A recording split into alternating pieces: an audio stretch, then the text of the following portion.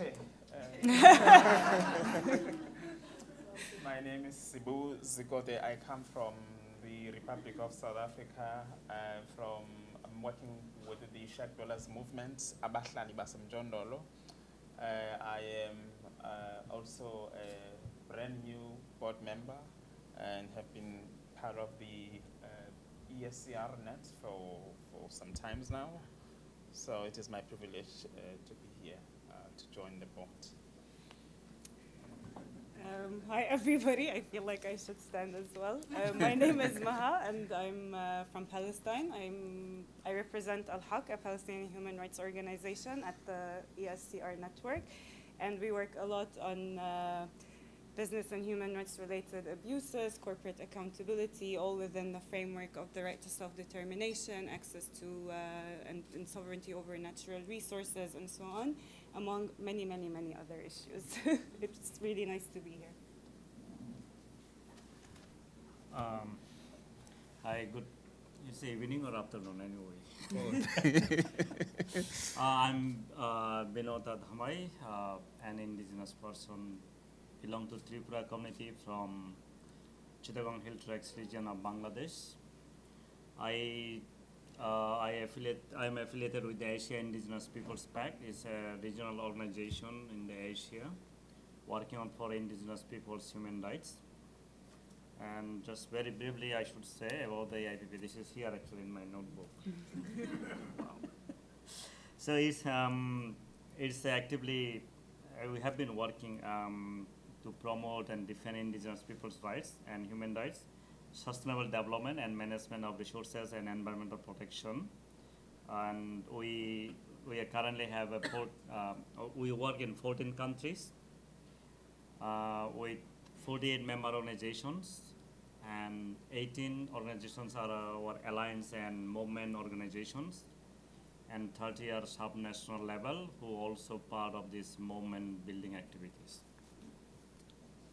Hi everybody, my name is Shali Gupta Barnes. I'm with the Kairos Center, which is a longtime member of ESCR-Net and the Social Movement Working Group, and also with the Poor People's Campaign, a national call for moral revival, which is a campaign that's building in the United States and has grown to have committees in 40 states across the country where people are taking on systemic racism, poverty, militarism, and ecological devastation, and a narrative that says, this is the way things have always been, you can't change this, and poverty is the fault of the poor. And so through research and kind of the organized actions of people of the poor moving together and trying to bring them into organization, we're really trying to confront the fact that we have 140 million poor people in the United States. That's 43% of the population. And so that's what we're trying to take on. And we're learning a lot from our social movement partners around the world.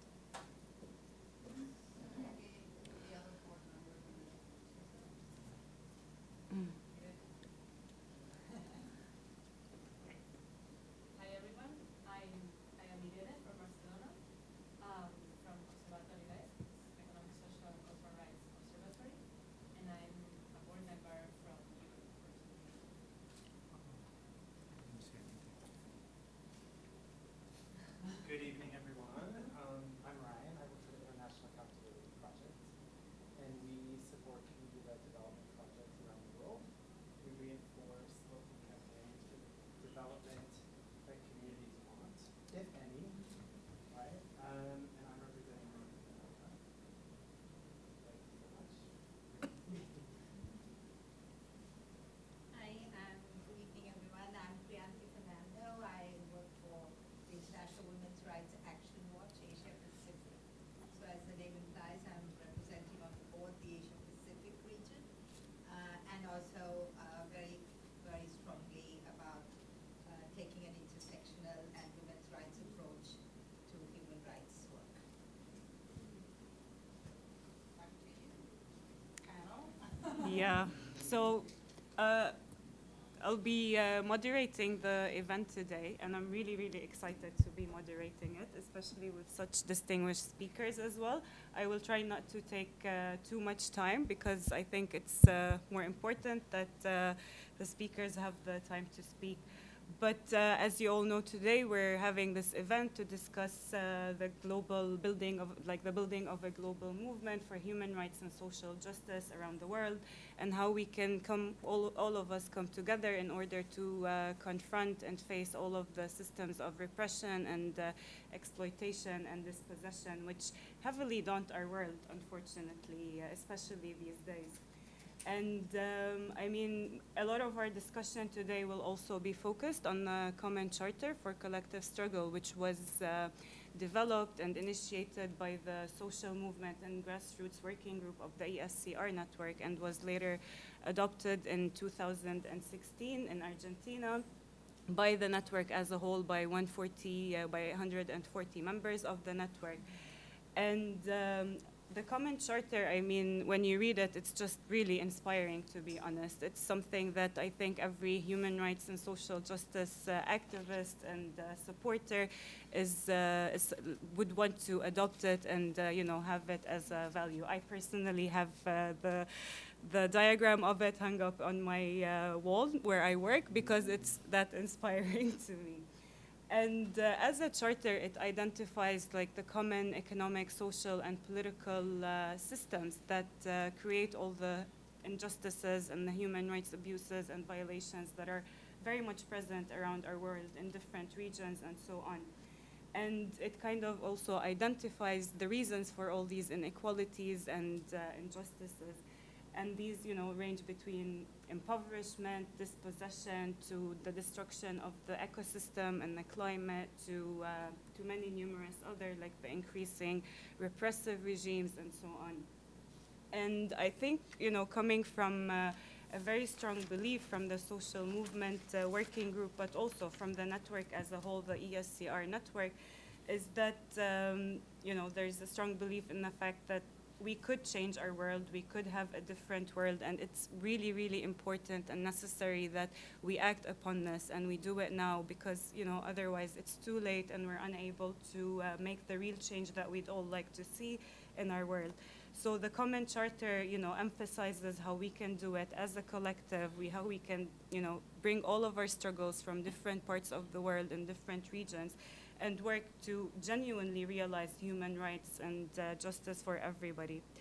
And also, perhaps, in my opinion as well, but I think this could be very much agreed on, is that what makes the Charter also so strongly resonate among members and among human rights activists and human rights defenders in general is the fact that it perceives and portrays economic, social, and cultural rights as something that is, non-negotiable, indivisible, universal, and not in a subcategory that that's often perceived as by other stakeholders, unfortunately. And I think that's very important because that once again reaffirms the human dignity, the primacy of that value, and the value of the human life and the right to life for everybody. I won't speak much longer than this. I think we were supposed to now have the introductions of the speakers, but we've done that already. So I will maybe start by asking the first question for Cebu, and about your involvement in the development of the Common Charter, and why do you think the movement saw a need for a Common Charter, and how the process was? Thank you so much, Maha. For Abahlali, it has been really an important journey to work with a number of organizations. Obviously, being part of the ESCR-Net has been an amazing journey, which really helped us to find ourselves, as an organization. Because for a very long time, we may not have found our narrative very correctly, but we tend to have been able to build a very strong foundation. But we weren't really able to give the correct narrative to what we're actually trying to do. But our values, have always been there. And we were also very clear that the monster state and system that we are confronted with is not going to be won unless we start identifying allies that we are going to journey with. So, being part of the formulation of the Common Charter has really given us an opportunity to be able to work together, obviously with members of the network, but it has really came to a situation where we really found ourselves, because when we contributed obviously to a charter, it spoke directly to our own philosophy, which we often called ubuhlali, the living politics that resonate with us. So we are proud today when we look at the charter as such, we actually look into the mirror, we see ourselves, because ubuhlali as a philosophy, the living politics, what drives us, what makes us, what we believe in, it's all well placed in the charter. So Abahlali is really proud to have been part of this journey of developing this common charter. But what it does, basically, it has helped us guide our own struggle as we reflect, because we build the road as we walk. But the charter has actually given us some moment of reflection to say, is what we've been doing really part? Are we still within our values? Because the charter reflects the kind of a society that we want to build. We are very clear with our political philosophy that one day we want to see a society where equality, justice becomes the order of the day. And for that to happen, we need to build a global movement. And now for that global movement to be able to, take its course, we really need to build a strong foundation, which is why it's so important to do the work that we do at the grassroots level, which we highly commend what the Kairos Center, for instance, and the Poor People's Campaign they are doing, because we know it will make no sense for us to come at a global level when we do not have a strong foundation. So the campaign that is taking place here in the United States and elsewhere, we think is the way to go. But we are very conscious that at the end of it, we really need to come to a position where these global movements, which is then likely to change the entire system, because we do not want to romanticize the monster that we are confronted with. There would be a time in which, and maybe it is now, that we destroy the system that creates poverty and all the conditions that are well outlined in the Common Charter. Thank you so much, Cebu, for your valuable feedback. I think you raised a lot of important points. I especially find your point about the correct narrative and bringing it into our work and into our activism or struggle is particularly relevant, especially in a world, where narrative is very easily manipulated and exploited to do a lot of not good and evil, unfortunately, for peoples around the world. Maybe now I'll move to Shali and ask you about the role of the Kairos Center as well in the creating of the first draft of the charter, and how the mechanism of ensuring that it's inclusive amongst all different groups and members of the society, but also as well as your opinion as to how or why is it important for U.S. grassroots organizations or movements, social movements from the United States to be also involved in such a process or initiative. Yeah, we were, the task of developing the charter kind of had to, as Cebu was saying, also come out of the insights of people who are kind of struggling within this corrupt and, crushing system.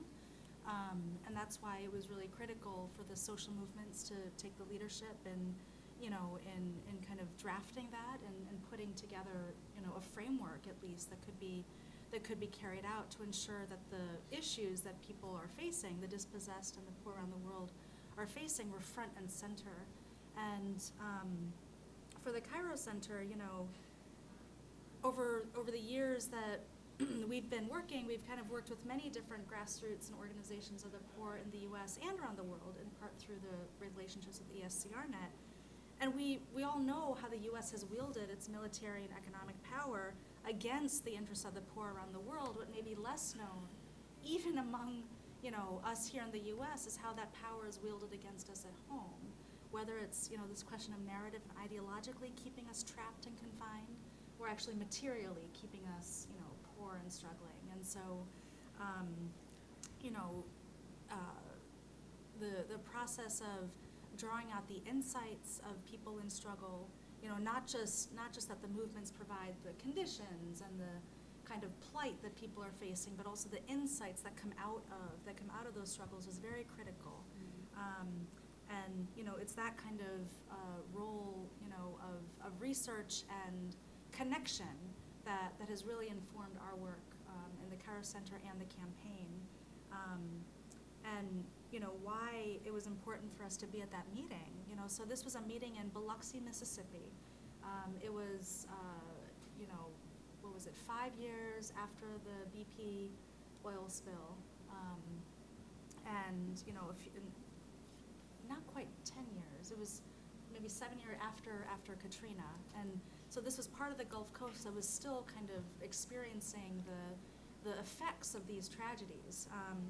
And you know, to have both on the U.S. side, you had people who were part of efforts that hadn't connected with each other.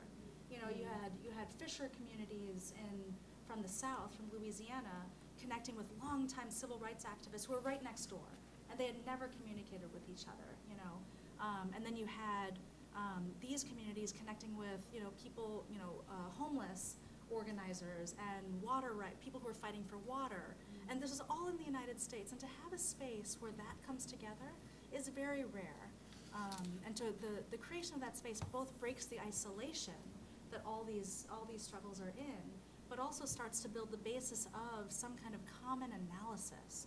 And so then to have the U.S. and these groups together with, you know, the Sri Lankan movement of fisher folk, with, you know, Al-Bahali, with the Guatemalan movements, and, you know, the Nigerian movements. You know, it was all of a sudden you had, not all of a sudden, I mean, it was constructed in a way so you had the lessons of the Nigerian community that's embattling shell shared with fisher communities in Louisiana that were battling the effects of BP, right? I mean, so these are lessons and tactics that both communities were facing, that all of a sudden they could share their insights. You had the Guatemalan and Indian communities that were battling multinational companies in the same space as communities from Michigan, where water is being, you know, where Nestle can profit off of the water for pennies and can, you know, bottle and sell that water for profit, and people's water at home is being shut off, right? So you have all of these contradictions that are appearing in the United States, now part of a global conversation. And that relationship, I think, can begin to build a common analysis that, you know, so the poor in any part of the world should not be disconnected from, you know, otherwise there's no way we're going to be able to confront the global forces that we're facing, because they'll just very easily pit us against each other. We have to build some basis of unity, and it's only by actually being together that we can do that. So we were really moved by being in that meeting and honored to help kind of bring it together, and everything that's come out of it has only kind of, you know, brought us greater perspective as we move forward together.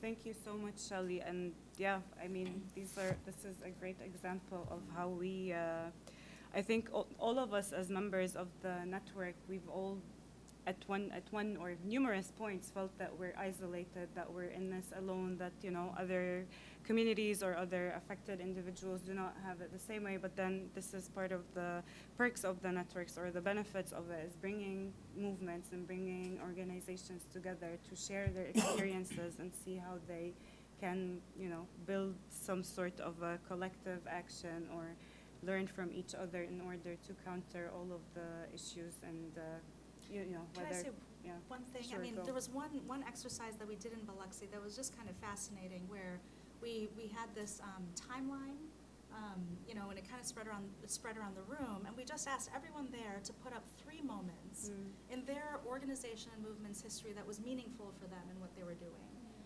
And so everyone took the time and they put up their moments. And when we took a step back, we could see that, you know, the 90s, so the 70s, the 90s, and, you know, between 2007 and 2009, these are three critical moments that movements around the world were, something happened in movements around the world, that forced them into a new period.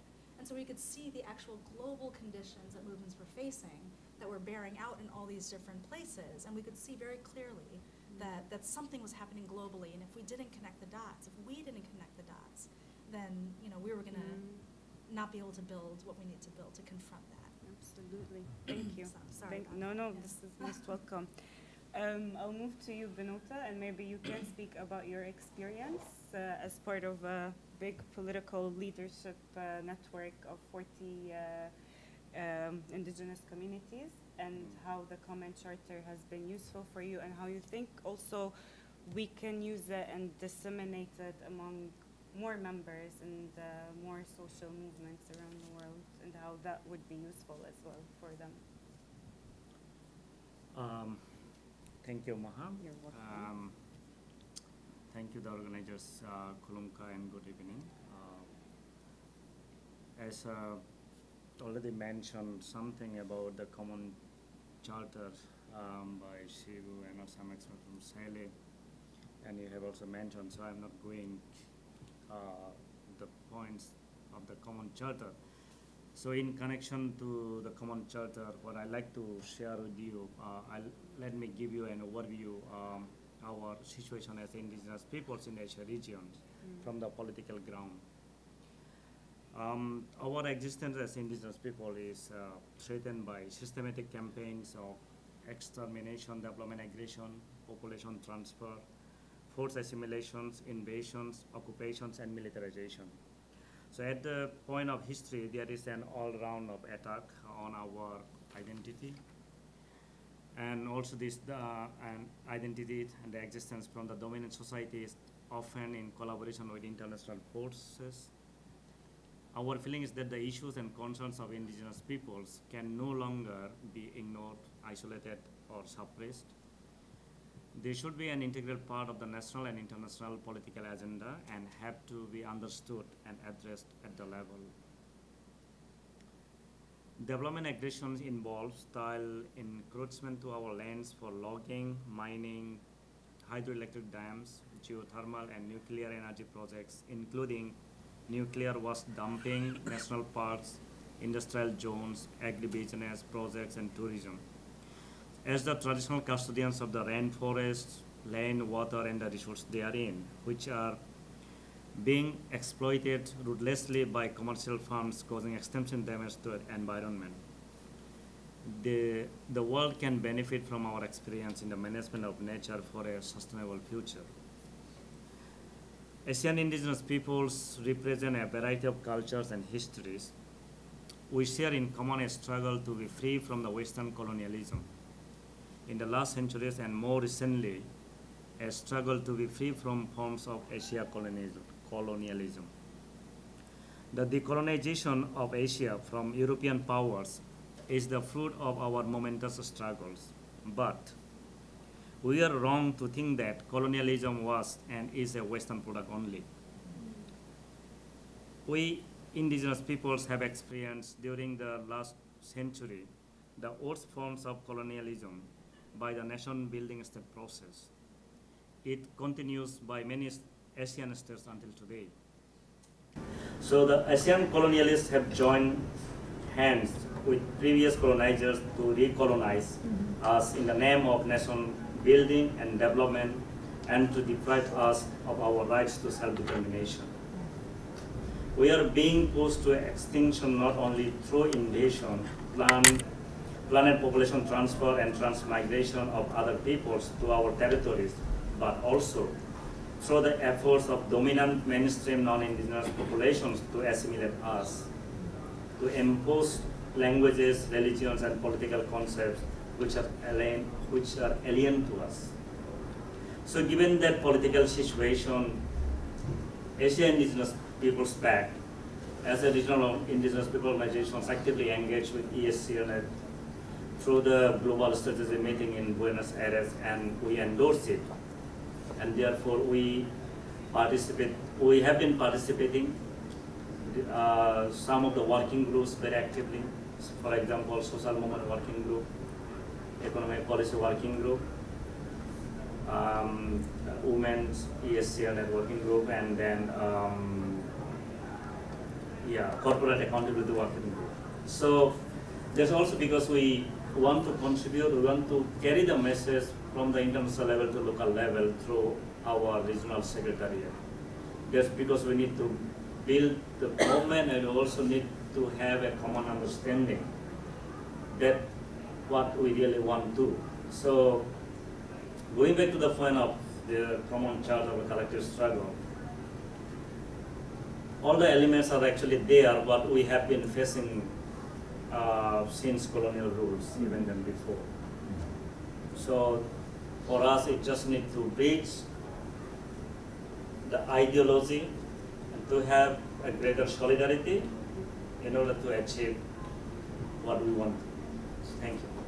Thank you very much, and thank you for raising the issue of militarization, systems of occupation, colonialism, and all of these political systems that make it even bring out a different layer or another layer into the suffering and the struggle of a lot of communities around the world. And I think this is something that we sometimes not forget, but we sometimes think that it's a similar context when it needs to be given a specific sort of attention and analysis when it's within that framework and that context. I'll move back to you, Sabur. And maybe you can tell us a little bit about the Common Charter and how you think it's being applied in the discussions and in the activities of the network and the spaces that are created among the different members of the network. Maybe you can draw on the example from the recent meeting in Mexico that we also had. Yes, it is. I was part of the very few people whom I see just behind myself. These were part of this exciting group of people that met in Chiapas in Mexico early this year. So again, the shared analysis and the critiques of the current dominant economic system points out that without us really coming together as is well placed in the Common Charter, we are actually facing just a big monster. So it requires us to be very smart. We must be smart through our analysis, through our the lens from which we analyze the current dominant economic system. So drawing from the lessons in Chiapas within the Economic Policy Working Group, it was also quite exciting to trace some, history of the very same monster that we are facing. Maybe to call it a system, we tend to romanticize it. It's a monster, a very ugly monster that keeps us in poverty amidst, the abundance that we have.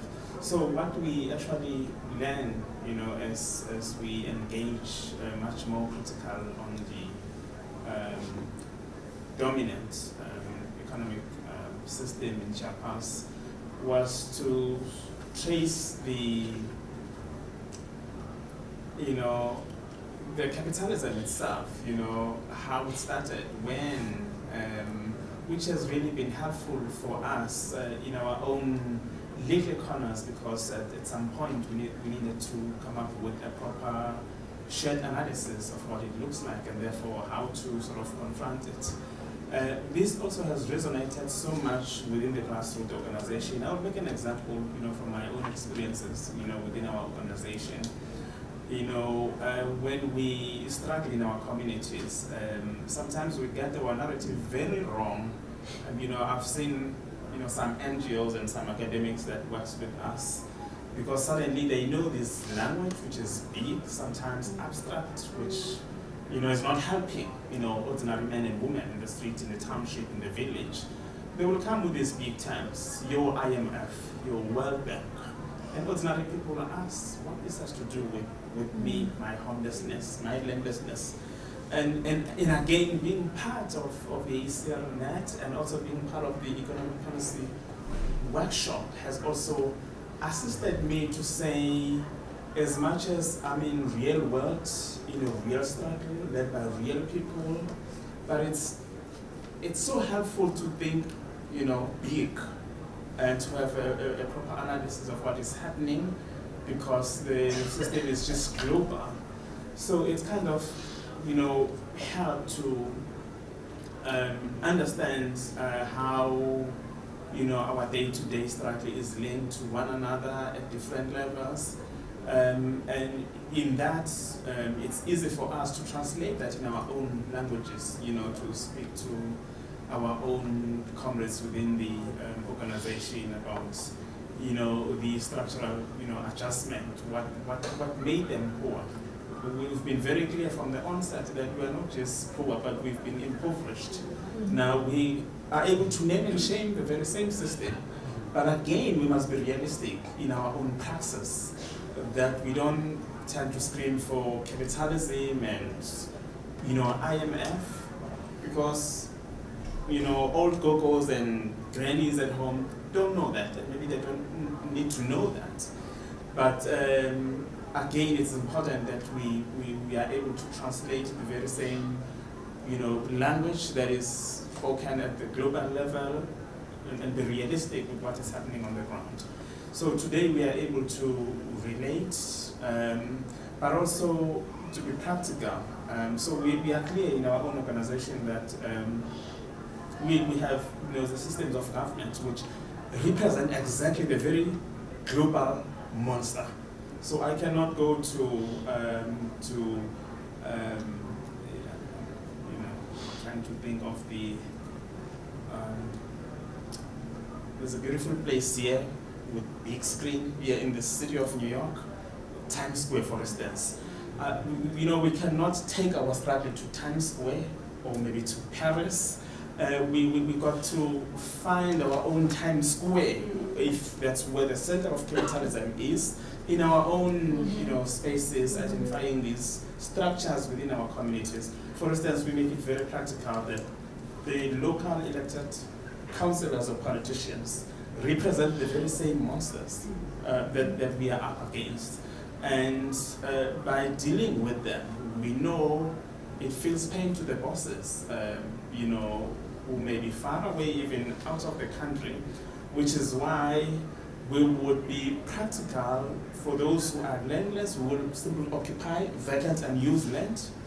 We know that doesn't always anger the people who claim to own the land, because often the land in South Africa is not even owned by South Africans, it's owned by Australians, it's owned by people in Britain.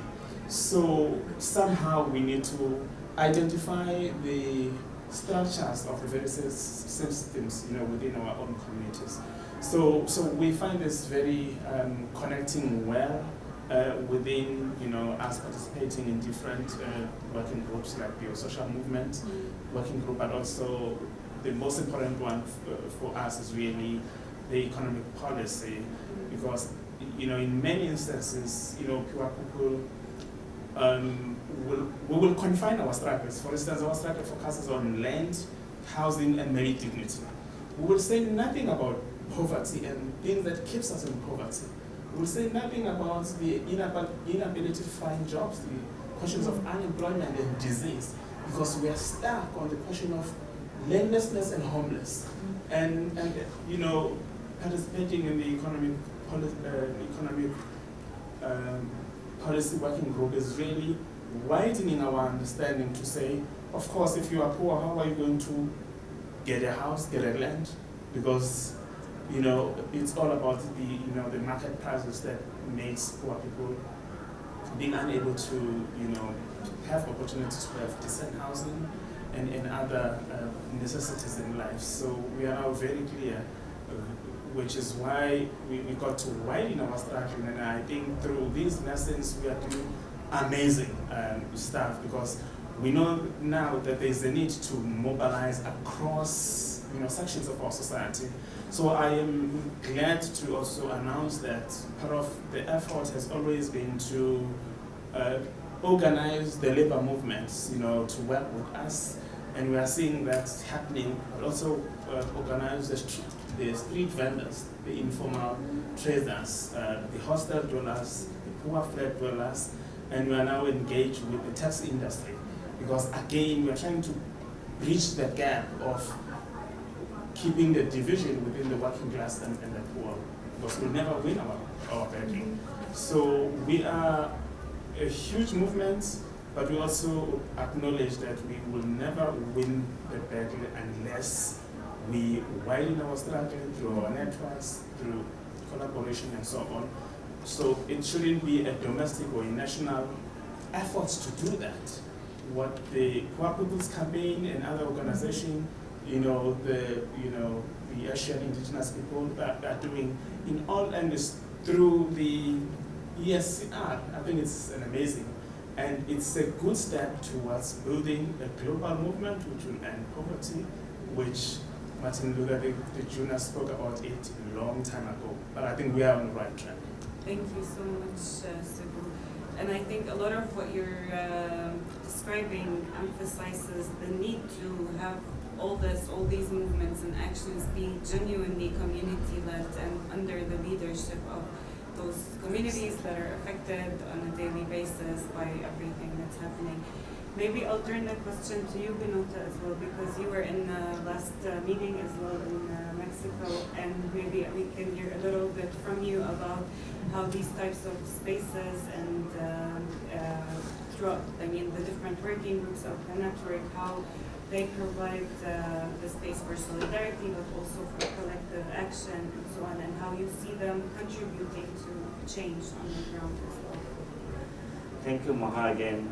Let me also start again sharing this political vision that we have as indigenous people's movement in the Asia region. So for example, the movement about the self-determination rights of indigenous peoples, it's a very old movement in every continent. So for our cases, it requires a solidarity movement to realize it. We know ourselves that what self-determination mining communities are. Self-determination for our context connects to our identities, which are linked to our territories and ancestral domain.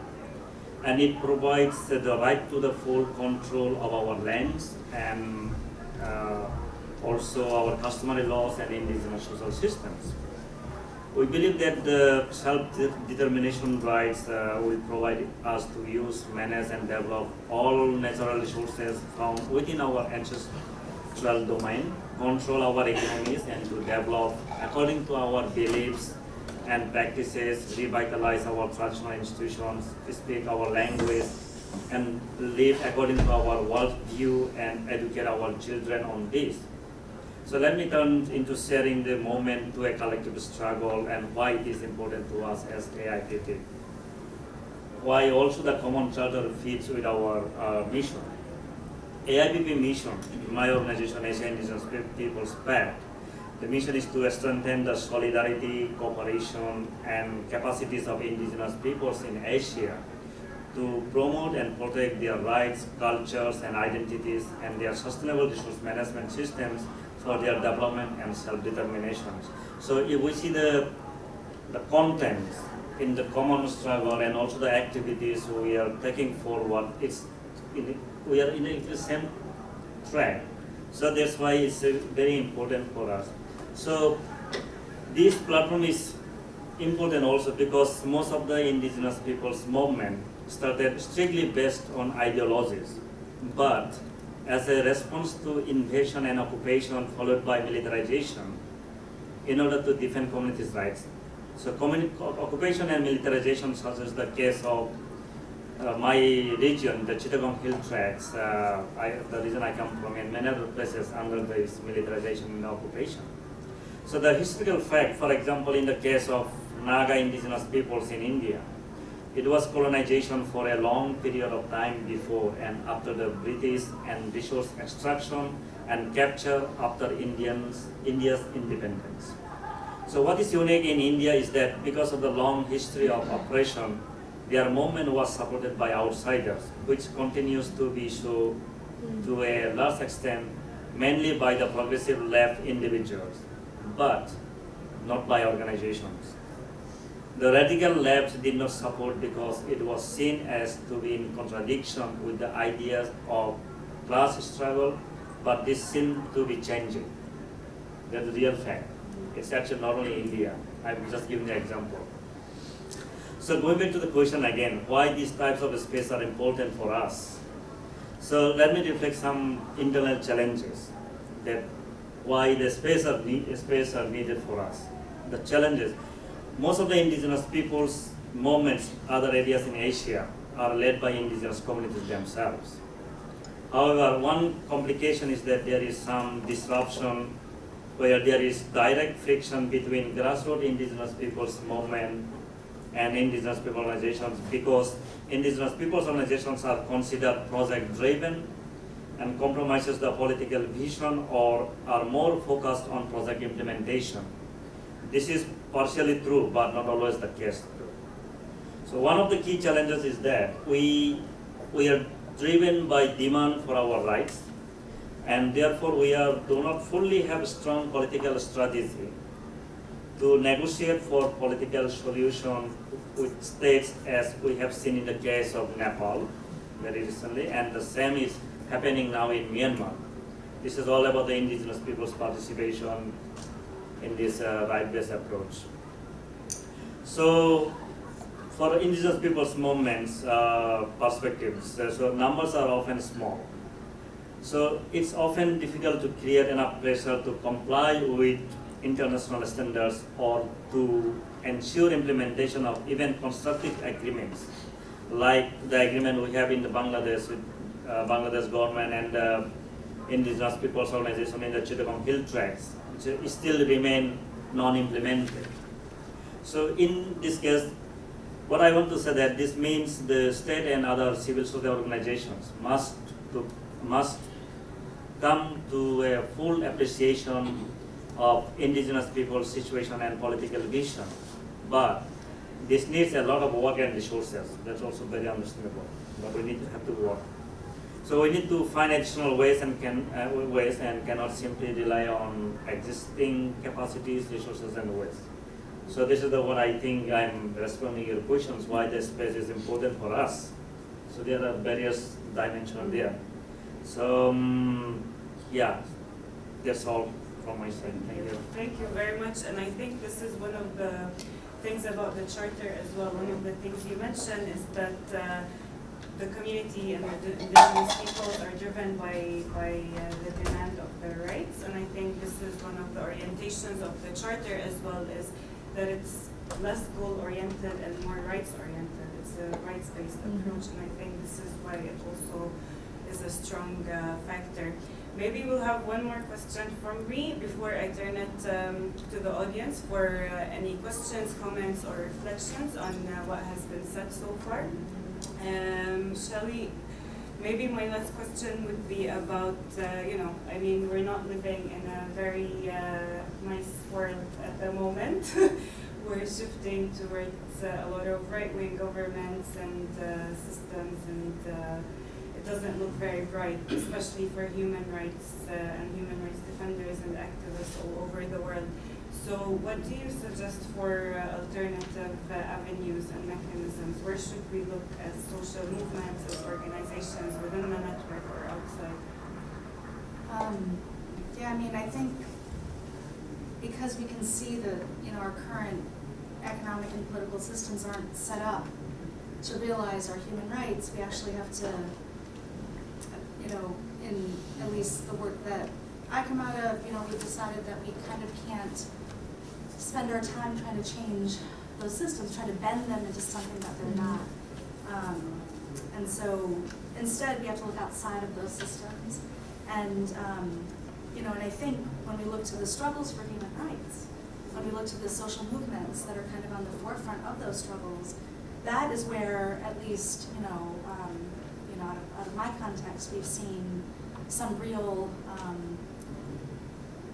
insights into what we're confronting, but also how we're going to change things, and I think there are two things we can see that are coming out of these struggles. One is that, our current systems will tell us that there isn't enough for everybody, right? This is what they're going to say, but we can see from these movements that there is enough for everybody.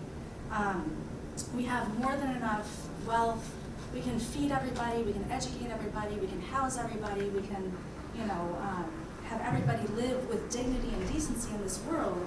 And, so I'll bring up Detroit once again, just because it's a really stark example.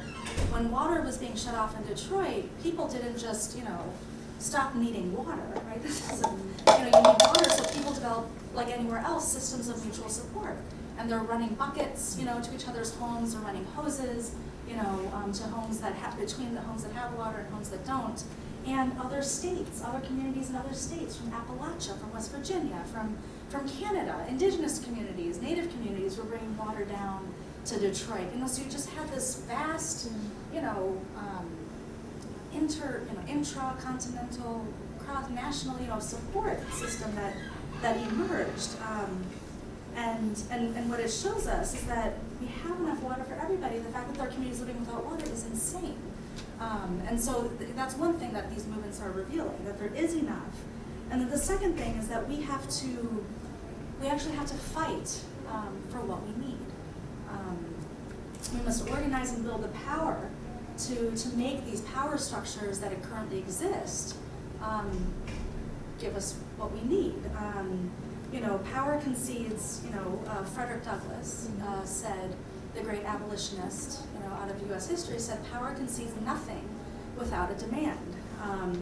And what we've seen is that, you only get, one of the lessons that comes out of the history and lineage that I come out of in terms of welfare rights organizing, poor women, poor families, organizing for what they need, was you only get what you're organized to take. And this is their motto, and it comes out of this insight that unless you're actually building something that can hold, these power systems accountable, then you're not going to be able to get what you need, because again, power concedes nothing without a demand. So social movements necessarily do this, right? Social movements are organized around the needs and demands of their members. And as this economy continues to crumble, which what the Common Charter is saying, everything indicates that it will continue to crumble. The number of the landless, the number of the houseless, the number of people who are kind of cast out of the system is going to continue to grow. The 140 million of the United States, that's going to grow. The numbers around the world are going to grow. And where they're going to go, so that means our movements will necessarily need to grow, right? They will need to grow to capture that group. And the reason that social movements are going to be they're always going to push past where any institutional entity would go anyway. They're always going to fight for every person, because none of the people in these movements has a stake in the current system. This current system is failing our movements and our people. So everyone in those movements and these social movements, they're not going to settle for what the system is going to offer to give. They're going to always push for what we need. And so this is where I think on the two sides of the social movements, we have to look for them both for, this insight into the fact that abundance exists, and we have to organize to fight for it and bring it back. So, some of us may have heard this idea of the last shall be first. This concept. This is what I think we're dealing with, where the struggles of the poor, the struggles of the excluded, and the dispossessed, the last, right? If those are organized, if they're organized to build up some real power, they will lead us out of this nightmare. They will be the first to show a new way to organize society.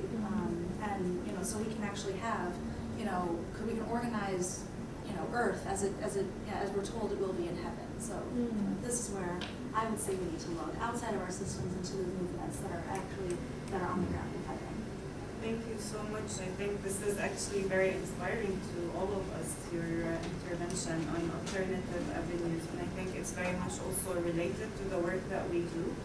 And you raised a lot of important points and relevant points in how we, counter a system that is designed in the first place to obstruct our own existence, our culture, our traditions, but also the numerous rights that we should enjoy as human beings. Maybe we can go into a Q&A session now and some reflections from you, from the audience, and we can take 2-3 comments and or questions at a time, and then give the speakers some time to respond.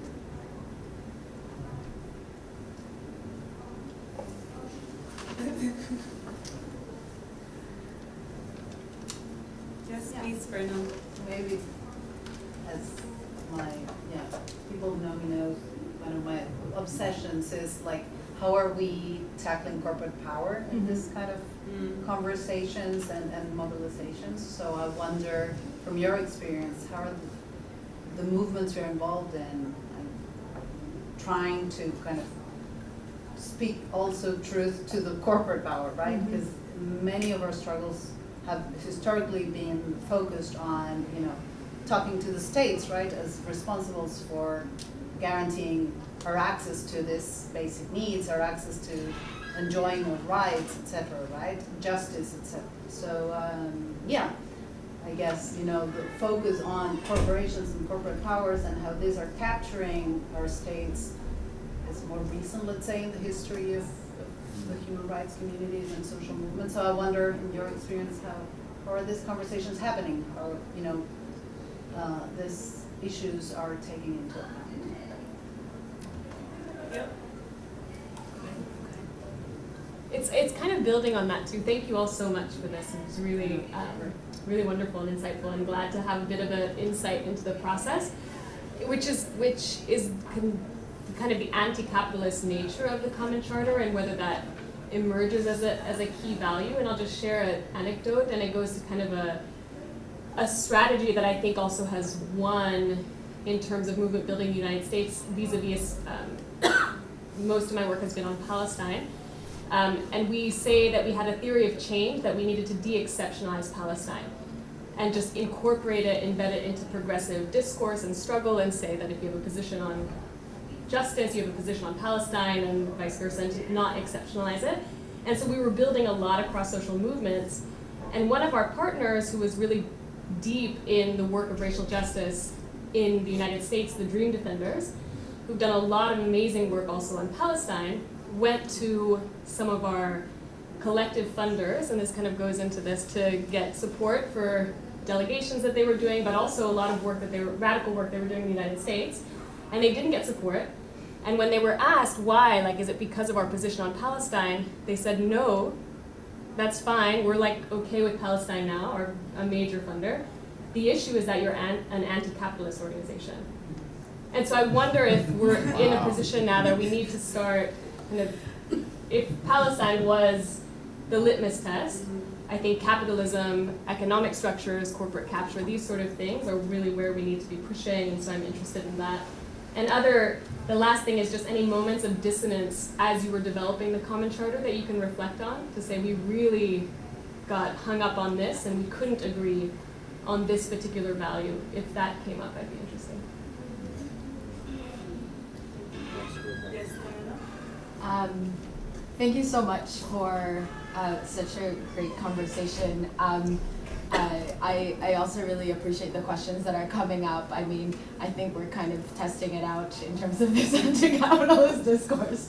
My question was, I thought about my question when Binota was speaking about kind of this friction that you shared with us with grassroots indigenous organizing, as well as kind of indigenous organizations. And any one of you could hopefully speak to this, but I invite any of you to speak to this. I'm really interested to kind of think about accountability when NGOs work that, as you described, are program-driven or maybe sometimes funder-driven, and how they work with grassroots organized communities, right? And how do we build accountability around that and ensure that we are actually working together in genuine partnership and solidarity.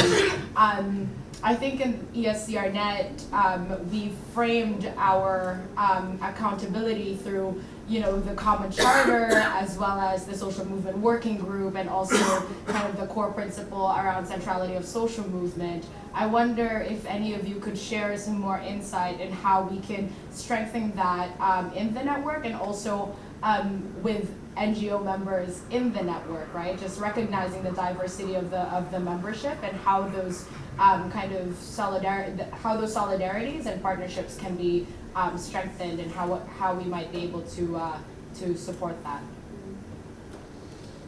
Thank you. Maybe we should. Is it okay if we go by turn? Yeah. Do you want to start, Shelley? I mean, you're free to address any of the questions or all of them. You have about 5 minutes or so. Sure. I mean, I can say a few things. I think this anti-capitalist question is really something. Out of I think it was early in January or February where Trump's administration kind of put out this document about socialism. And it was an official document from the White House against socialism. It was really strange in a lot of ways. And obviously it's not just from the Republican or more conservative side of the spectrum that this is happening. It's within, elements of the Democratic Party as well, or also kind of contending with the more progressive wing of the party, and even, you could even say some of the more progressive wing of the party is still not where the movements are at, right? I mean, so there's this wide spectrum. One of the approaches, and it's not necessarily tactical, it's actually kind of true and honest, to the Poor People's Campaign, is that we've instead, many of the things that we're fighting for are kind of, you could say, objectively anti-capitalist. When you're saying everyone should have housing, this is not something that capitalism provides for. Everyone should have water. We're saying that this is not something that capitalism provides for. Everyone should be able to vote, right? This is not something that, not everyone should be in prison and in debt. Like, these are not things that capitalism kind of agrees with. But we've been able to kind of frame a lot of these questions, not around questions of right or left, but right or wrong. So we raise this question of morality. What speaks to our deepest values? If we believe that all human life has dignity and worth, is it right that, 14 million households don't have water? Is it right that, half of our children are poor? Like, no one would agree that that's right if we agree that life has inherent kind of value. And so we've been able to kind of, and it's not really dancing around the issue. It's taking it head on, but in a way that's going to, again, build power, right? And not put us in a point of weakness where then we're kind of having to defend ourselves, and instead saying, look, do we share value? Do we share something in common that we can build from? So that's kind of what I would offer on that. That again doesn't, if you look at what we've put together in terms of the research on the campaign in the Souls of Poor Folk audit, or any of the work, in some ways we don't mention capitalism once, but it's all about capitalism. It's all about how the systems in place are not serving the people, and so that's because of what they are. And so, but we're trying to build a campaign that attracts people, and in this country, in this environment, we have to be very careful of how we do that. And so, but it is again true to our beliefs that this isn't about left or right. It is about right or wrong, and we want to be on the side of what is right. And so this has been a way to that we're addressing this issue.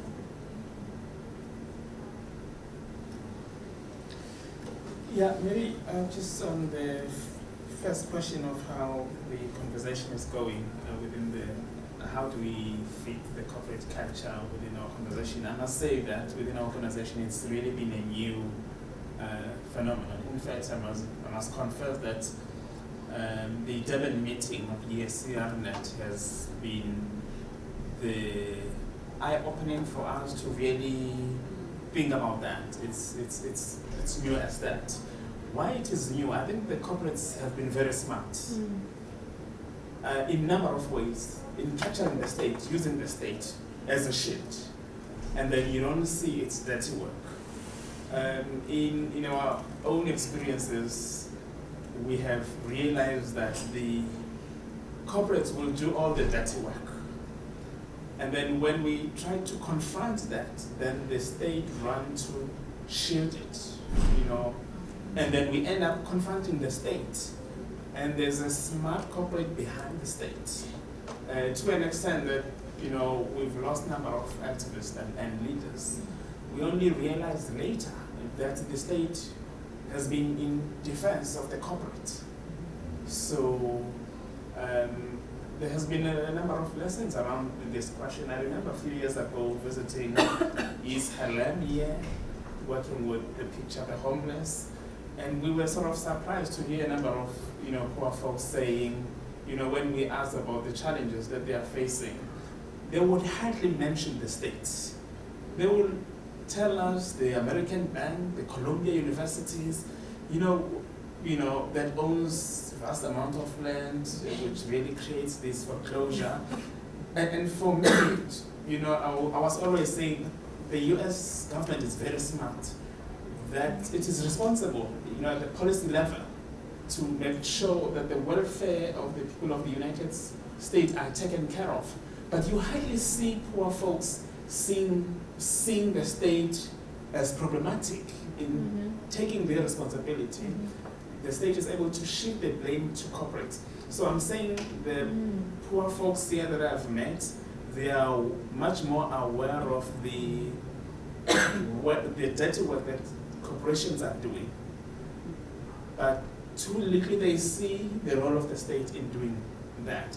So as we, on our side, we see much the state as troublesome, and we hardly see cooperation, So I think both the states, the very same alliance between the state and corporation have really worked well for them to confuse us.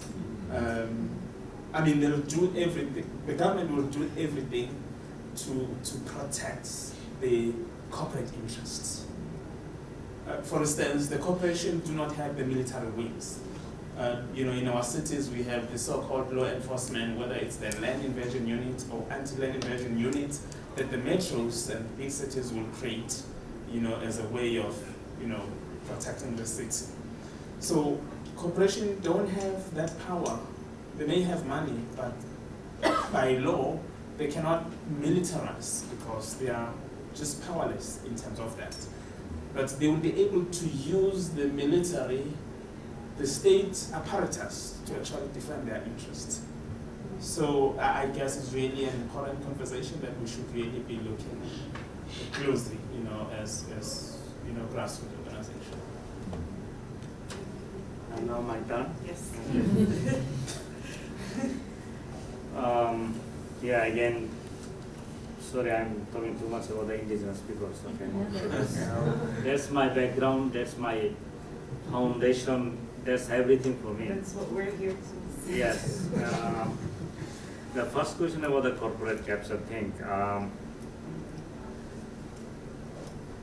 See, I don't know how I will explain you, but in our context, in the Asia regional context, actually indigenous peoples movement, one of the movement is to respond to development aggression. The development aggression came by the corporations, which directly and indirectly supported by the government, and then the brutality came into the indigenous territories. Like this militarization came through, because one of the main reasons is the development, these development aggressions, in order to defend companies' interests. For example, the mining companies in the Philippines, or in Northeast India, in India as well, for the natural resources, and in Nepal, also some areas in Bangladesh, and also if we see other examples, Myanmar, why this conflict is there? This is all about this corporation interest. And if we see also the Thailand, Vietnam, Laos, Cambodia, this is all about this corporation interest that causing gross human rights violations. So in some extent, of course, we are trying to raise our voices against all those violations, all those systematic genocides against indigenous peoples. I am using the genocide, this is because this is the way how you is assimilating them. So this is there, but the thing is how we can respond, but this is not only, I feel that this is not only the issue of the indigenous peoples who are affected. There's the issue for everyone. It is like indigenous, non-indigenous, mainstream population, and indigenous population, for everyone, because it's at the end affect to everyone. So I will say that there's we have been addressing state government like it, elephant, they don't care. So there's the reality. It's there in terms of this responding this corporate capture through the moment activities. Also, other thing is like you cannot. When it comes to the defending, we just cannot say like you take the arms and just shoot them. Then you are penalized as a criminal or whatever it is, and it is not also the legal way to some extent. So the moment is it is there. Doing civil society has the engagement, but greater engagement is still required in many aspects to influence the corporations and decision makers to overcome this corporate capture challenges. And now going to other point is the anti-capitalist movement. I have mentioned one point here that all the movements of indigenous people, at the grassroots level, it was supported by the leftists once upon a time, individually, not by the organization, because they see the movement of indigenous peoples when they talk about the self-determination rights, they talk about their self-governance, autonomy, because they want to defend their land. Most of the leftist organizations, they see all these agendas are a class struggle agenda. And I personally had a long debate with many Communist Party leaders in Bangladesh. The debate was like, by the time you take the power in Bangladesh, we will not be no longer in Bangladesh. Our identity will be lost because your activities or your movement is so far behind to adapt with the reality. It's really difficult for us also to adjust at the same time because our situation is getting worse and worse. So at least taking the agenda as our agenda is your agenda is also important. That's how we want to support the movement. So most of the time that was not the case, that the Communist Party or this leftist movement, they talk about the anti-capitalism, they talk about against the imperialism. There's a very nice words, I love it. But the thing is, in reality, we have to come together to, in the movement. But when it comes to the movement for indigenous peoples, like say for example, you need the self-determination or autonomy system. It is not something like you are asking for an independent sovereign country. It is just the self-determination within the nation state. Even that movement, sometimes we don't get support from this anti-capitalist movement group. So there's the challenge also. So this is the point also we need to think of in our civil society movement, how we can bridge this gap. This is very important thing. Otherwise, we will be divided forever. And other thing is the questions of the accountability projecting. See, again, I'm going back to this indigenous people issues, the project-driven thing. Why I'm saying this? Last 20 years, my direct experience at the national and Asia regional level. Donor love to support indigenous people's organizations. The problem is some of the indigenous leaders are so opportunist. Accountability is coming later. I can give an example, accountability issue. But before that, I'll tell you that our indigenous leaders, to some extent, are also corrupted at the local level. Corrupted in the sense like they take the project, they just do the activities, but the issue they need to deepen or they need to share with the community that needs to build for the rights movement or awareness raising. They don't go that far.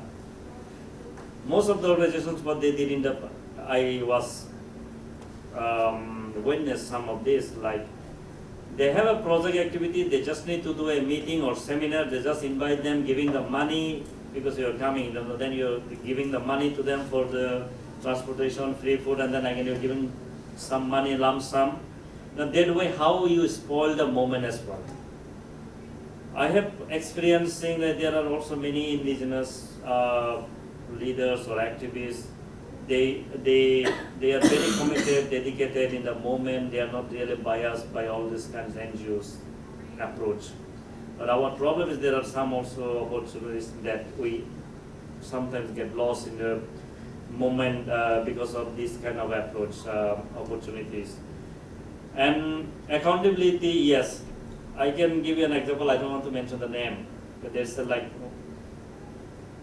donor sends auditors to audit the financial system, and then it's got all red mark. I mean, this guy was telling me the gold red mark. Then how he compromised it? Like because of the country director is a good friend. Say then just invited him for a dinner and they talk, they discuss and how to manage it, and then next day, after one day, it's all green again, okay. So see, this is the corruption is both level. So that's where when it comes to accountability, then it comes with honesty thing. How you really showing your honesty in this process, and also how you at the same time you really want to social change or contribute to changing the society or building the movement for the rights of whatever it is. It needs a commitment and dedication. So that's what also to some extent lacking.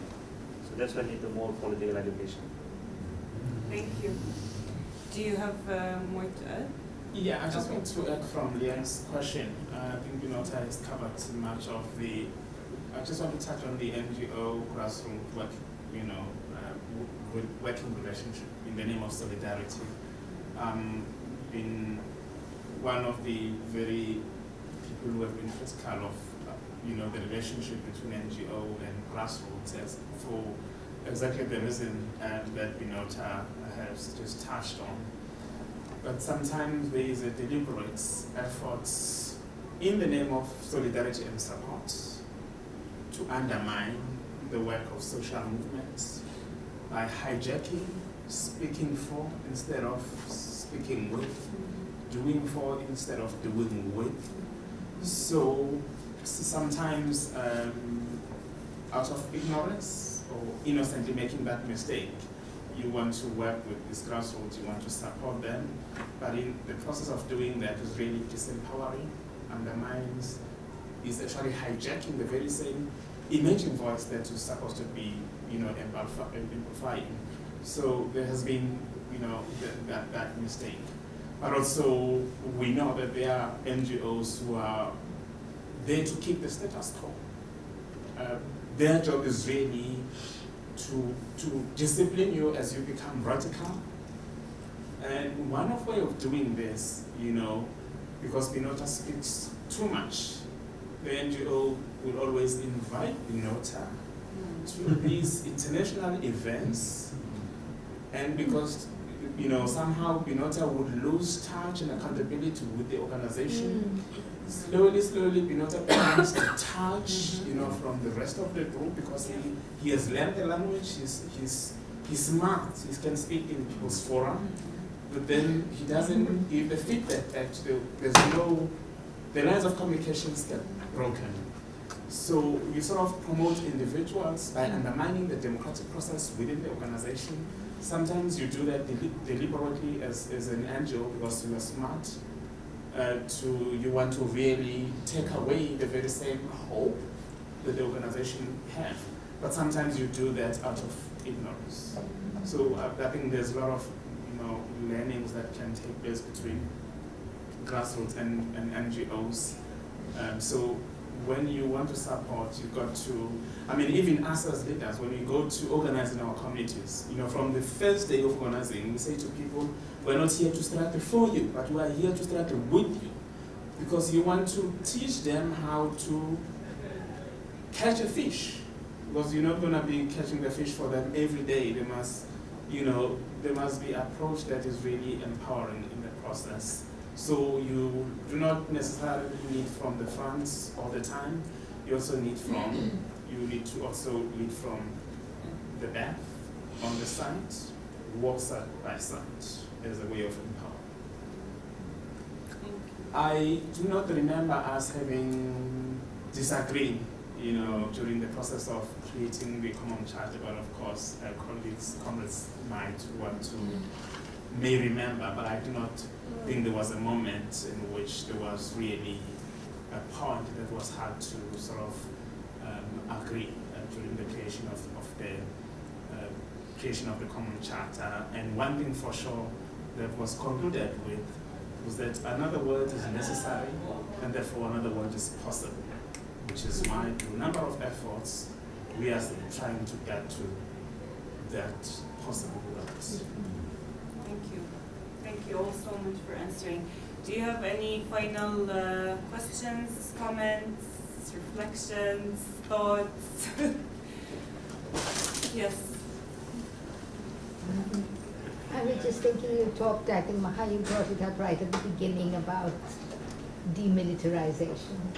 And we often talk about militarization in the context of like conflict in like say Palestine or Syria or Iraq, but I think militarization is seeping into all the other struggles that we envisage with corporates or whatever. So I just wondered whether anybody has any thoughts on how, or whether any movements are actually addressing that issue in any way, and how and what are the challenges and struggles to do that. Would you like to answer? I would also like to make a small response after. Yeah, you can make them later. No, it's your panel. Please Anyway. go ahead. Oh, sorry. Please go ahead. What I hear in what you are saying is something different than I had heard from the World Social Forum kinds of networks and gatherings, and I wonder if you could speak to that distinction or commonality or connection in terms of that movements around that, which, as I understood, involve a lot more of the NGO rootedness. And I wondered, within the work that you're doing, are there any constituencies or populations, communities that you feel are not yet, as of yet, included, that you feel like you want to incorporate in the next stage? Thank you. Anybody would like to start? Sorry, I always look at you. No, that's okay. So on the demilitarization, so with the Poor People's Campaign, there are kind of 4 pillars, and militarism is one of them. And it's because, it's for many reasons. But this militarism has crept into kind of every element of society in this country. We see the military presence in schools. We see the military presence, at welfare agencies. We see the military presence in response to homelessness. We see the military presence in local local police departments that receive military equipment from wars, and then use those against local communities. We see the border. And one of the things that we're doing, at least, in addition to working with veterans organizations, to bring in the analysis from people who have, who were in war, and then have come to see the lies. So in both working with a community of politicized veterans, but also people who have lost family members to war, lost community members due to war, kind of building that out. One of the things we're also doing is we're in the process of developing what we're calling a moral budget that takes the demands of the campaign and says, well, what would it take to actually make this possible? Is this possible? Everyone says it's not possible, and what we're seeing is very possible. In part by changing, our military budget, Pentagon budget. And so just a couple of examples, we could expand Medicaid, which is, the program to provide health care to the poor in this country. There are 14 states that chose not to expand Medicaid. For the cost of one contract that goes to Boeing, we could expand Medicaid in those 14 states. For the cost of one contract, 1 year's contract to Lockheed Martin, we could invest $38 billion to build up water infrastructure in this country. That's a 20-year plan for water. We need $38 billion a year. We could start this year by taking that money away from Lockheed Martin, and just build towards that. And so the examples are many. So not only is the militarism taken away, not only is it killing people around the world, it's killing people by just taking up money that should be used for somewhere else. And so this is some of the analysis that we're developing, and we're really excited to put out soon in a more comprehensive way. In response to the demilitarization issue, let me share from again indigenous people's perspective. We have been talking this demilitarization issue at the UN. Indigenous peoples are debating with the government and the UN system more than 20 years, requesting them to intervene to demilitarize indigenous peoples areas, because militarization is one of the root causes of the gross human rights violations. The point is that, of course, there could be other type of militarization. For our case, is basically, as I mentioned, one reason is this, of course, this corporate capture, development, aggression, how also the militarization, military rules imposed to indigenous people's land and territory. Myself grew up under the military rule. My everyday morning, while my childhood, hearing the firing and this firing practice nearby my place. So that's how I grew up. And there are many indigenous kids also grew up in that situation, that conflict situation, under the military rule. And yeah, so I don't know how we can address this complex issue, but we have, in our case, we have been trying this so many years. I mean, for the demilitarizations and for our indigenous people's case, including not only the national army, also by the foreign army. For example, in Okinawa, Japan, the Ainu people they have been suffering under the militarization, this military base of USA military base and their activities. It's not only also affecting their livelihood, but also their personal security, when there are also rape cases. So also these gross human rights violations is the root cause of the military role. We have been observing, witnessing over the years, more than 2 decades now. For me, it's more than 3 decades experiencing the militarization in my own place. So this is other places as well, in the Philippines, there are always a negotiation. So the point is that I don't know how we can respond, but I think the civil society should play a crucial role from different dimensions. It is not only the issue of one particular group or organization. It really needs to address, it's really important. Even in Africa also, militarizations in many indigenous people's areas. And I am sure in Latin America too. So this is a big issue from indigenous people's perspective, one of the biggest issues. And whatever we discuss at the United Nations level, government just stop it. They just don't want to continue the discussion, the militarizations on indigenous people's land and territories. They just don't want it. So it has been so many years now. Another point is about the World Social Forum. The thing is, I'm sorry I don't have actually much information about this engagement. I mean, myself, I never had engagement at the World Social Forum, and I also some lack of knowledge. But I heard about that. I think 10 years back, one of my colleagues attended which World Social Forum in Bombay or somewhere. But I don't know actually how the social movements they are advancing. I think this also is also a good point to see. because we are talking about the social movement, we are talking about changing this society towards a better society. I don't know about it, but of course, yeah, that's. Yes, on the side of the World Social Forum, I don't think there's any contradiction between what we do, what is contained in the Common Charter. For instance, the very same phrase, in other words, is possible, comes from, the World Social Forum. So I think there's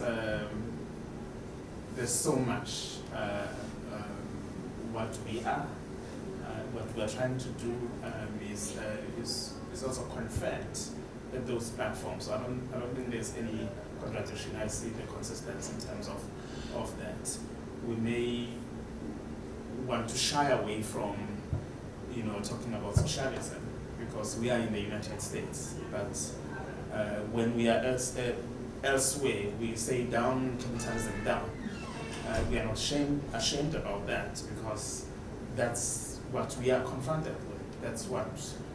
That's the kind of system that creates the inequalities that exist in our society. So on the question of military, in our organization we've lost almost 18 activists, between 2009 and today, and there's no justice. Only 2 out of 18 activists that have been killed. I'm just talking about activists within the organization, not in general. That's the extent of violence we are facing. Just earlier this year, our city has bought 4 Caspers. I don't know if you guys know what Caspers are. These are military heavy vehicles. Now, we have army in the borders, but cities now are militarized. They spend like 28 million rand, money that could have bought, houses for the homeless and that could have improved his life. But the city has decided to buy these military vehicles. So that shows that I don't know where the instruction comes from, that our cities must now militarize. Maybe it's because of the extent of resistance from communities. But again, this is an attempt to shut, the democratic praxis, which is really shutting down the spaces of democratic spaces within our communities, if this would be allowed. How we deal with that is a difficult question because we are committed to non-violent strugglers. Part of what we do strategically is to engage church leaders. Having seen the video from the Poor People's Campaign, it's kind of the attempt, for us, because there's not just militarization, but there's also criminalization of activists. So what we do is to bring priests, leading bishops in the country, to be amongst us, as we have seen on the Poor People's Campaign, to exert some form of legitimacy to what we are doing, so that it is seen that this is the question of justice and human rights. So we cannot retaliate, we cannot arm ourselves. We're still committed to peace and non-violence projects. And so when they buy these Caspers and so on, it's worrying because we are not at war. We are just claiming our rights as enshrined in not only in our country's constitution but within the international laws and so on. Thank you. Can I make an intervention? Do you know? Thank you. I just wanted to respond to your comment. I agree definitely that this is not necessarily conflict or occupation specific, the whole military industry. But I mean, we have to see it in a very much bigger as well world. I mean, it involves security, surveillance, and military, and all of these different elements that unfortunately states, governments, and private actors and individuals, I mean, especially in the global north, have made a lot of use of it in order to manipulate societies. And in the case of Palestine, for example, this is the one I know the most. I mean, a lot of the works of this industry is focused there in terms of the products are being tested on populations, the systems, the mechanisms of surveillance, of security are being tested on a daily basis on people.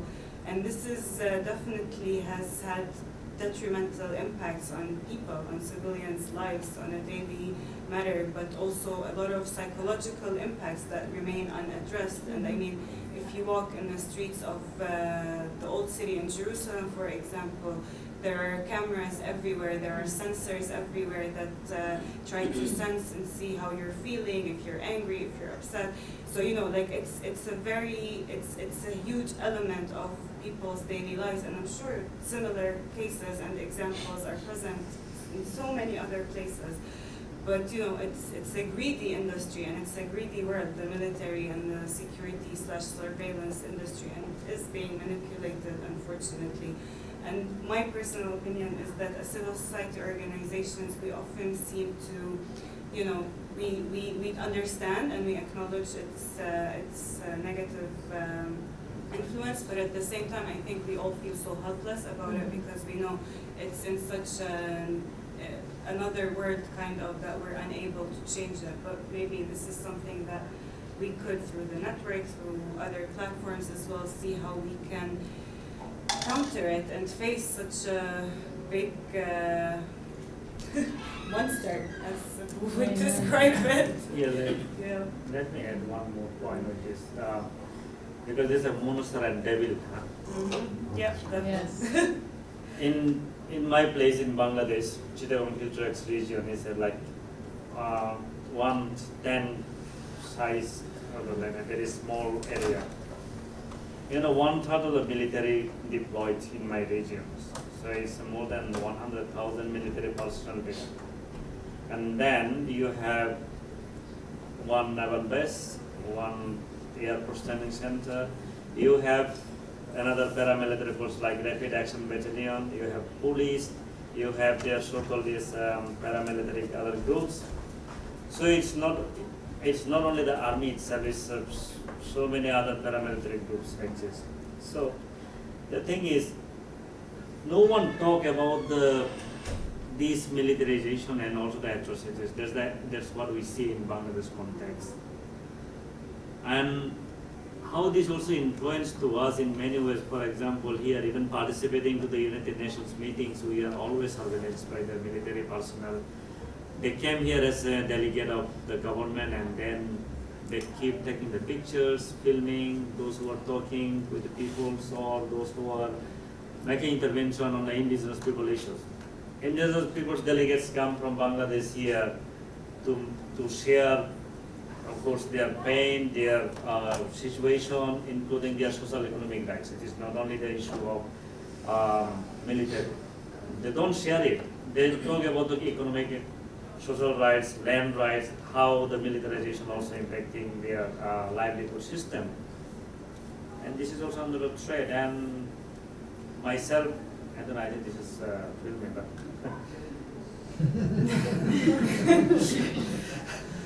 well, I'm saying anyway. But the point is, we are always under surveillance, even in Bangladesh, even in here, I mean, the military, even in the United Nations. I had a long debate this time last week with one of the colonel who is the intelligence branch officer. Long debate about the Chiapas issue, why they don't take the indigenous people's issues as a positive way in order to advance their human rights. This is also in the constitution. That's also their commitment to the SDG process, achieving the SDG as well. It's part of that. Why they don't take all those approaches positively, invite the indigenous peoples for a constructive dialogue, discussions, every month or quarterly, whatever it is, in order to bridge the gap, in order to to overcome the challenges. Yeah. So ultimately, what happened yesterday, I got a message again from my colleagues who are actually also attending. They were talking in the Asia Regional Dialogue with the government, indigenous peoples and the other UN Permanent Forum members, the experts, together. And when the delegates were talking, these Bangladesh officials coming and filming them. Of course, pictures are already there. So 3 persons always keep filming them. So it's like, you see the insecurity, how this affect mentally. And one of them, before leaving, just sent me a message. I don't know what will happen after going back. So just pray for me. See how helpless it is. So there's the situation how we live in some countries. In terms of when it comes to this militarization and under the military rule. So I don't know how we can address, but I still feel that civil society has an important role to continuously address. It is not only the issue of, again, indigenous peoples. It is all, we should think of that's our issue, this militarization that's impacting to, to the community. Of course, there are many layers, but for us, I would say that we should address it, and we should take it as one of the important agenda. Otherwise, the better what we are expecting, it will be a challenge again. Thank you very much. Conscious of the time as well, I think we have to wrap up. Maybe I'll give 1 minute for each speaker, or do we not need it to have any final comments? Or that's it. As we say in Arabic. Do you have any final 1 minute reflections, or are we satisfied? We could go on forever, I know that. But we need to get going, I think, for the sake of the room. Yes, well, mine is to thank everyone that is here, and hopefully we continue the conversation in our own respective areas. But one point to mention is that our cities have now been hijacked by mafias and gangsters, and we are seeing this happening practically. We no longer having leaders. We are really having monsters that are running our cities, and that's the worry that we are facing. Yeah, that's it. Okay. So 1 minute. 1 minute. We are talking about the social change and the social movement. I don't know who said this word. Regulations do not have a time limit, so perhaps we have to walk a long way. That's not. No, we still have a long way to go, but so from the Kairos Center, Kairos is a Greek term for, so there's chronos, there's chronological time, right? And then Kairos is a break in time. And during those breaks in time, they're seen as both a moment of crisis, but also a moment of opportunity. And they're finite moments, right? They come and they go, right? So there's deep crisis that we're facing, but there's also opportunity. If we're, I think what we're seeing here in this room and among the work that people are doing is that we're trying to take advantage of these opportunities, and we have to. Kairos also means, a moment when God breaks through into the world. If you're, a biblical reading would say that's a good moment when God breaks through. So God could be our struggles, right? Like affirming the dignity of life, the dignity of all life. And so I really think that in this Kairos moment, it's incumbent upon every single one of us to face this crisis, but to know that out of this crisis there are moments of opportunity that we cannot miss. And let's do it. Thank you for ending on a positive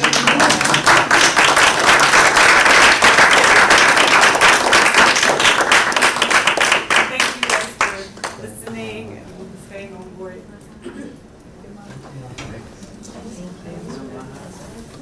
I don't know how.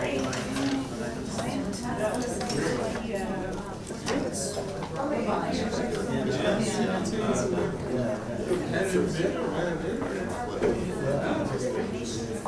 a very strict comment.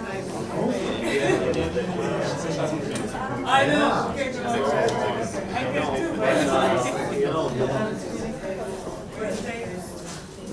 I can give you some.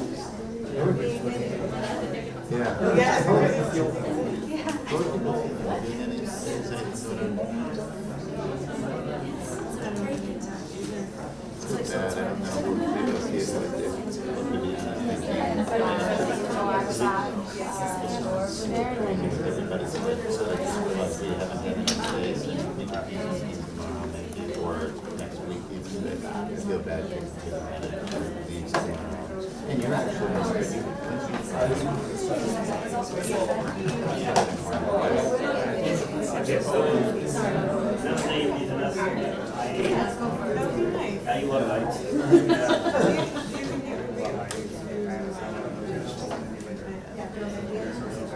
it's kind of up to you.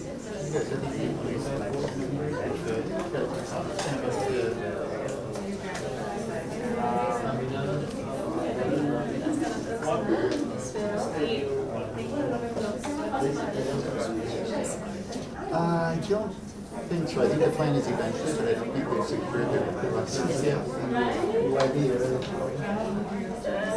That was the initial plan. I don't think it's happening. I like the Kairos art.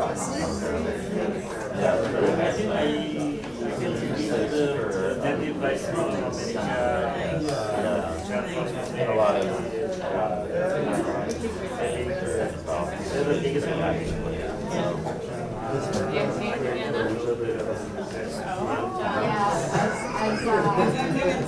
As Ruben did for us.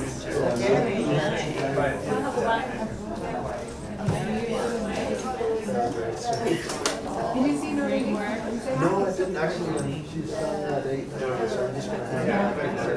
Okay, yeah. It's so good to see her. And I just saw her go that. So, No. She went back to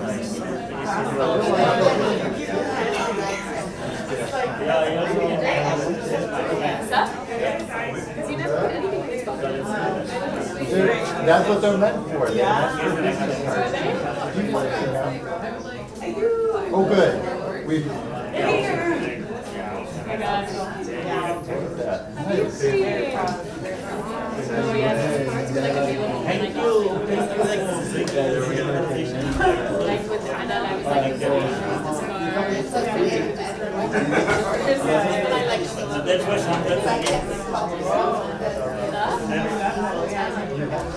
Very large organization.